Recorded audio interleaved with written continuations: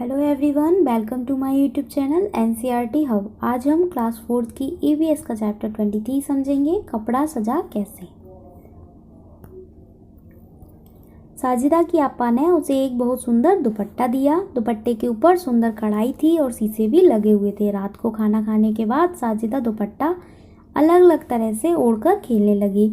खेलते खेलते थक गई तो वह दुपट्टा ओढ़े ही सो गई। सपने में वह सोचने लगी, इतना सुंदर दुपट्टा कैसे बना होगा।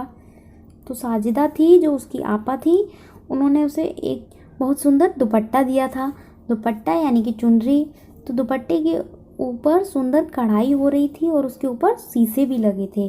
रात को खाना खाने के बाद साजिदा दुपट्टा से अलग अलग तरीके से ओढ़कर जो खेल रही थी, यानी कि उसको अलग अलग तरीके से अपने ऊपर सिर पे डाल के खेल रही थी। और खेलते खेलते जब वह थक गई तो दुपट्टा ओढ़कर ही सो गई। और सपने में वह सोचने लगी कि इतना सुंदर दुपट्टा कैसे बना होगा।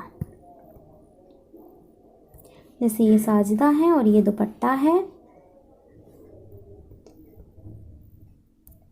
तुम भी एक दुपट्टा या कोई थोड़ा लंबा बिना सिला कपड़ा लो, उसे अलग अलग तरह से पहन कर देखो कितनी तरह से पहन पाए। तो ये बच्चों के लिए है।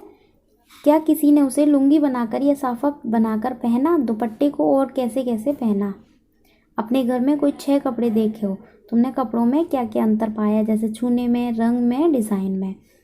तो कोई भी अगर 6 कपड़े लेंगे तो उसमें सभी में कलर भी डिफरेंट होगा। अगर कलर भी एक सा है तो उनका कपड़े में डिफरेंट होगा। कोई कॉटन का होगा, कोई जॉर्जेट का होगा, कोई सिल्क का होगा।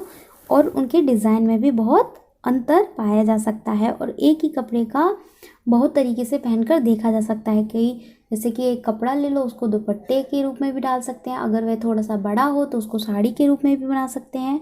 और उसे थोड़ा सा छोटा कर लो तो लुंगी या साफा बनाकर भी पहना जा सकता है।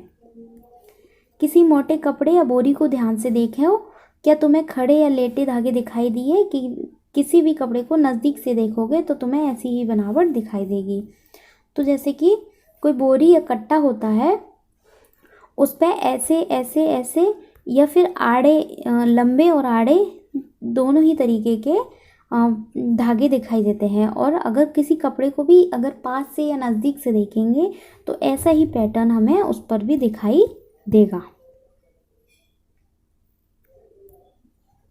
तुम भी इसी तरह कागज़ की पट्टियों को बुन कर देखो। तो इस तरीके से काट के, जैसे कि एक को लंबा काट लिया है और एक को आड़ा काट लिया है, यानी कि हॉरिजेंटल और वर्टिकली काट लेना है।